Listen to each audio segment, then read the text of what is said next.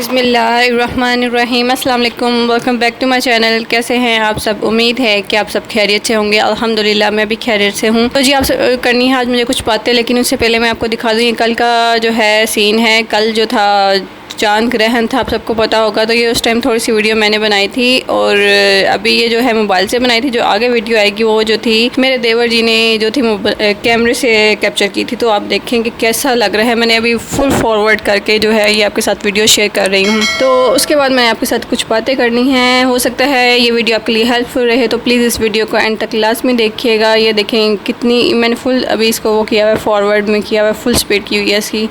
तो आप देख सकते हैं कि कैसे चांद ग्रहण जो था वो शो हो रहा था। आज मुझे आपसे करनी है बातें नसीब के बारे में। क्या दुआओं से नसीब बदलते हैं? किस किस का यकीन है कि दुआ से जो है नसीब बदलते हैं? मेरी मामा का कहना था और मैंने खुद भी पढ़ा है। मैंने बचपन में बहुत सी किताबें पढ़ी हैं, तो दोस्तों से ज़्यादा मैंने जो था किताबों को ही अपना दोस्त बनाया था। तो मैंने बहुत कुछ पढ़ा हुआ है बचपन में। तो मैंने पढ़ा था जी, यकीन कामिल होता है, पीर कामिल नहीं होता। मतलब कि अगर आपका यकीन कामिल हो, पक्का हो कि आपको ये चीज़ मिलेगी, आप मांगेंगे तो आपको अल्लाह ताला ज़रूर देगा। तो वो चीज़ आपको लाजमी मिलती है, आपका यकीन होना चाहिए। और इसके अलावा जो है नसीब, क्या नसीब जो है पहले से मुकर्रर होते हैं। नसीब अक्सर लोग कहते हैं कि जी ये तो हमारे नसीब में लिखा हुआ था, हमें नसीब में है, हमें इसलिए मिला है। तो क्या दुआओं से नसीब बदलते हैं? एक दफ़ा किसी ने ना आके हज़रत हसन थे या हज़रत अली, मुझे एग्जैक्ट याद तो नहीं, उनसे पूछा कि जी आप तो कहते हैं नसीब जो तो है वो पहले से मुकर्रर होते हैं, पहले से अल्लाह ताला ने लिखे होते हैं, तो दुआओं से नसीब कैसे बदल सकते हैं? तो उन्हें कहा गया कि क्या पता तुम्हारे नसीब में ये हो कि तुम मुझसे मांगो तो तुम्हें मिल जाए। तो मेरा तो जी बहुत ज़्यादा यकीन है कि आप जो भी दुआ मांगे अल्लाह ताला ज़रूर कबूल करता है, चाहे वो इस दुनिया में कबूल हो या आखिरत में कबूल हो। हमें ये नहीं कहना चाहिए जी हमारी दुआ नहीं कबूल हुई, क्या पता उस दुआ वो जो थी आपने चीज़ मांगी है वो आपके हक़ में बेहतर ना हो। तो जी हज़रत अली का कौल है कि खुदा से जब भी दुआ में मांगो तो मुकद्दर मांगो, अकल ही मांगो, क्योंकि मैंने बहुत से अकल वालों को मुकद्दर वालों के दर पे देखा है। मतलब तो अल्लाह की तरफ से मिलते हैं, लेकिन जो नसीब होता है वो दुआओं से भी बदल जाते हैं। मेरा ये बहुत यकीन है कि नसीब जो है दुआओं से बदल जाते हैं। अभी था दोपहर का टाइम, तो मैं कर रही थी बच्चों के कपड़े। इसलिए ज़ाहिर है कपड़े जो है हर 2 दिन या 3 दिन बाद धुलते हैं। आजकल वैसे भी बहुत गर्मियाँ हैं, तो बहुत कपड़े जो हैं वो यूज़ हो रहे हैं। जो लास्ट वीडियो मैंने आपके साथ शेयर किया वो बच्चों के वो कपड़े थे जो हम बाहर आने जाने में यूज़ करते हैं। लेकिन अभी जो हैं बच्चों के वो कपड़े हैं जो घर में यूज़ होते हैं, तो मैं इस्त्री करके रखूँगी अभी उनको। और साथ करते हैं अपने टॉपिक पे बात। तो मेरा तो बहुत ज़्यादा यकीन है कि जो नसीब जो हैं वो लाजमी जो है दुआओं से बदल जाते हैं।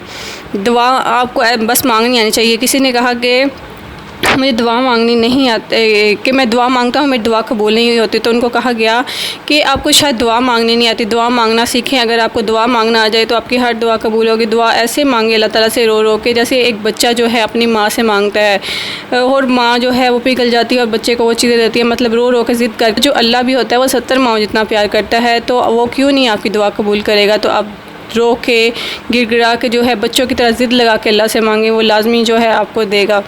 बचपन से मैंने भी बहुत कुछ ऐसा देखा था जिसे मुझे लगता था कि मुझे अपने लिए कुछ दुआएं मांगनी चाहिए। ज़ाहिर है इंसान की, एक लड़की की या शादी होनी ही होती है तो दुआ लाजमी मांगनी चाहिए। और दुआ मांगते वक्त आपको शर्म नहीं करनी चाहिए, क्योंकि आप अल्लाह से मांग रहे हैं, इंसान से नहीं। इंसान से मांगते वक्त लाजमी शर्म करें, लेकिन अल्लाह से मांगते वक्त आपको शर्म नहीं करनी चाहिए।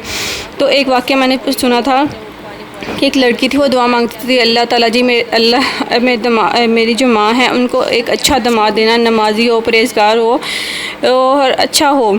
तो दुआ उसने ये मांगी दामाद की, उसने ये नहीं मांगी कि मेरा जो शौहर है या मजाजी खुदा जो भी है वो मेरा अच्छा हो। उसने दामाद की मांगी। तो आप यकीन माने जो उसकी छोटी बहन थी उसको बहुत अच्छा हस्बैंड जैसे वो दुआ मांगती थी वैसा ही मिला। तो ये दुआ जो अल्लाह ताला से मांगते वक्त नहीं शर्माना चाहिए, अल्लाह से खुल के जो है आपको मांगना चाहिए। इंसान से जब आप मांगते हैं, हमें इंसानों से मांगते हुए शर्माना चाहिए, लेकिन अल्लाह से मांगते हुए हमें खुल के अल्लाह ताला से हर बात क्लियर करनी चाहिए कि हमें ये चाहिए, हमें दे दें, तो वो लाजमी देता है और कबूल करता है। और नसीबों की रही बात नसीबों की, तो अक्सर लोग कहते हैं कि जैसा बाप होता है, जो बेटी का शोहर होता है ना, उसमें कोई ना कोई आते जो होती हैं वो बेटी जो है बाप की लाजमी मिलती हैं। उनके दामाद में जो है वो इंसान की आदतें थोड़ी बहुत जाती हैं। मेरी मामा का भी कहना है कि जो मेरे मेरी मामा 6 बहनें हैं, तो उन जितने भी 6 मतलब कि मेरे नाना अबू के 6 दामाद थे, उनमें कोई ना कोई ऐसी आदत थी जो मेरे नाना अबू में पाई जाती थी। तो मैंने ये सब कुछ देखा बचपन से। तो मेरे पापा जो हैं वो उनमें कुछ ऐसी आते हैं, मतलब वो थोड़ा बहुत जो है उनको थोड़े बहुत मतलब उनको ज़िम्मेदारी का एहसास नहीं है, और कुछ वो ज़्यादा ही जो है मतलब अगर आपने 10 कमाए हैं तो वो 100 खर्च करने में करते थे। मतलब आप थोड़े लापरवाह कह लें और थोड़े फजूल खर्च भी कह सकते हैं। और तो मेरा ये तो कुछ काम घर के ऐसे होते हैं जो सिर्फ मर्दों को करने वाले होते हैं, जैसे कोई गर्म की चीज़ ख़राब हो गई, मशीन ख़राब हो गई, या मोटर ख़राब हो गई है, या कोई पंखा वगैरह ख़राब हो गया है, तो ज़ाहिर ये काम मर्दों की एक तरह के करने वाले होते हैं। वैसे औरतें भी कर लेती हैं, लेकिन मेरी मामा ये काम भी करती थी। तो कहती थी कि ये काम मर्दों के करने वाले होते हैं जो मुझे करने पड़ते हैं। तो मैं उनको देख देख के जो था दुआ करती थी कि अल्लाह ताला जी मेरा शोहर ऐसा होना चाहिए, मेरी ऐसे इंसान से शादी होनी चाहिए जो ज़िम्मेदार हो, जो इतना फजूल खर्च भी ना हो, मतलब कि जहाँ खर्च करना हो वहाँ खर्च करे, बिला वजह ना खर्च करे, और ज़िम्मेदार हो, उसे अपनी ज़िम्मेदारी का एहसास हो कि कहाँ खर्च करना है, कैसे खर्च करना है, और कैसे जो है आपको बचत भी करनी है और अपने फ्यूचर के लिए भी संभाल के रखना है। मतलब कि जो छोटे मोटे काम है जो मेरी मम्मा कहती थी जो मर्दों के काम करने वाले होते हैं वो भी उसको करने आने चाहिए। तो अब सच में मैंने मेरी बातें सुन के शायद हंस रहे हों, लेकिन ये सच है, हकीकत है। मैंने बहुत दुआएं मांगी थी अपने लिए, और मैंने दुआओं मांगने के साथ साथ दुरूद शरीफ भी पढ़ती रहती थी। बचपन से मैंने बहुत माशाल्लाह से दुरूद शरीफ पढ़ा है। कुछ बस हमारी ज़िंदगी में एक मोड़ ऐसा आया कि जिसकी वजह से हमारी बहुत सी आदतें ख़राब हो गई थी। बस जो मेरा अगर बस चले ना, मैं पीछे जाऊँ और वो वक्त को वहाँ रोक दूँ, और वो जो मेरी मम्मा ने फ़ैसला लिया था उसको शायद मैं ना लूँ। बहरहाल मैं दुरूद शरीफ पढ़ती थी और सूरह यासीन पढ़ती थी सुबह और शाम को, या दिन में कम से कम एक दफ़ा दुरूद शरीफ सुबह के टाइम, फजर के टाइम लाजमी पढ़ती थी। तो आप भी अपने नसीबों के लिए, जो लड़कियां हैं जिनकी शादियां नहीं हुई या जिनकी शादियां हो चुकी हैं, रिज़्क़ का मसला है, कोई भी मसला है, दुरूद शरीफ और सूरह यासीन को जो है अपनी ज़िंदगी का हिस्सा बना लें, और यकीन से अल्लाह से मांगें, वो लाजमी दुआएँ कबूल करता है। बेशक अगर आपकी कोई दुआ कबूल नहीं हो रही तो आप सोचें कि आप जो मांग रहे हैं वो जायज़ है या हलाल है या नहीं। तो दुआएं जो हैं वो अल्लाह ताला वो भी कबूल करता है जो हमारे हक़ में बेहतर हो। अगर कोई दुआ कबूल नहीं हुई तो समझे कि वो हमारे हक़ में बेहतर नहीं था। तो अल्लाह ताला आपको उससे भी ज़्यादा बेहतर चीज़ें जो है अता करता है, जो आपने मांगी होती हैं वो नहीं मिलती तो उससे बेहतर अल्लाह ताला आपको देता है। यकीन से बस मांगे। और अगर आपकी कोई दुआ इस दुनिया में कबूल नहीं हुई तो मैंने सुना है, कहते हैं कि वो इस दुनिया में अगर कोई दुआ कबूल ना हो तो उसे अगले जहाँ के लिए रखा जाता है। अगले जहाँ में तो आप जो मुसलमान हैं उनका यकीन होगा कि हमने मरने के बाद एक और ज़िंदगी है जिसमें हमने अपने अमाल का जो है, जब भी हमने अमाल किया उसकी बेस पे हमने जन्नत या जहन्नम में जाना है। तो कहते हैं कुछ दुआएं उस जहाँ के लिए रखी गई हैं तो वो दुआएं वहाँ भी काम आनी है। कहती हैं वहाँ जो दुआएं जो हैं आपकी कबूल नहीं होती, उनका जो सिला आपको उस दुनिया में क्या मिलना है, अगर आपको वो पता चल जाए तो आप शायद यही कहें कि हमारी कोई भी दुआ इस दुनिया में कबूल ना हो, सारी दुआएँ उस दुनिया के लिए रख दी जाएँ। बहरहाल जो मेरा मेन टॉपिक था यही कहना था कि अपने नसीब के लिए बहुत दुआएं मांगा करें। दुआओं से जो है वो नसीब बदल जाते हैं, मेरा यही यकीन है। और मेरा नसीब, मैं यही मानती हूँ कि मेरा नसीब दुआओं से ही बदला है। अब यकीन माने जो मैंने दुआएं मांगी थी वो कबूल भी हुई। अल्लाह का लाख करोड़, अल्लाह का जितना भी मैं शुक्र अदा करूँ कम है। तो आप भी अपने लिए दुआ मांगा करें। ये था दोपहर का टाइम, जो है मेरा छोटा जो है वो वो जो है कुछ अलग ही चीज़ें खाने का शौकीन है कि कुछ ये बना दे। कुछ नूडल जो है मैंने आपको पहले बताया, वो नूडल जो मैंने कटलेट्स भी बनाए थे, तो वो नूडल जो है वो नूडल या स्पैगेटी वगैरह वो शौक से खाता है। तो मैं अभी ये पड़ी हुई थी, लेके आई हुई थी, तो मैंने कहा ये बनाती हूँ। सिंपल सा चिकन जो था वो मैंने इसको चिकन जो है उसको बॉयल किया हुआ था, श्रेडिड किया हुआ था, उसको करके और ऑयल में थोड़ा सा फ्राई करके उसमें शिमला मिर्च और टमाटर वगैरह जो थे वो डाल कर, उसका मसाला साथ में ही था वो डाला। और जी मैंने इसको जो था वो नूडल वो स्पैगेटी जो थी पहले से बॉयल की हुई थी वो डाल के इसको दे दी।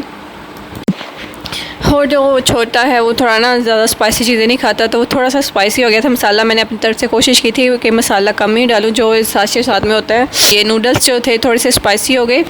फिर मैंने क्या किया, मैंने जो मैकरोनी थी ये स्पैगेटी जाके आप बोलते हैं इसको, मैंने ज़्यादा वो बॉयल करके रखी थी, फिर मैंने इसको वो इसमें डाल के मिक्स करके दी। तो फिर उसने जो था वो सुकून से खा लिया। उसके बाद मैंने आपके साथ शेयर करनी है ये चीज़, ये जो पॉपकॉर्न आप देख रहे हैं, ये पॉपकॉर्न जो थे आप में से किस किस ने पहले यूज़ किया है मुझे सलाद में शेयर किएगा। ये जो है ओवन में बनते हैं, कुछ सेकंड में जो है वो ओवन में तैयार हो जाते हैं। हुआ ये था कि पता नहीं शायद ये एक्सपायर होने में कुछ दिन बाकी थे या कुछ इस वजह से इसका टेस्ट ऐसा हो गया था। हमने इनको ओवन में बनाया, लेकिन इसके अंदर से इतनी गंदी स्मेल आ रही थी, ऐसा लगता था कोई चीज़ या ऑयल जो होता है वो बहुत ही गंदा या पुराना कोई यूज़ किया हुआ था। बहुत ही मतलब कि खाए ही नहीं गए ये वाले पॉपकॉर्न, इतना इसका टेस्ट ख़राब था। हमने अगले दिन जो है इनकी दादों ने कहा नहीं तुम फेंकना ना, मैं इनका ना कैरेमल वाले पॉपकॉर्न बना के दूँगी। उन्होंने कैरेमल वाले पॉपकॉर्न बना के दिए।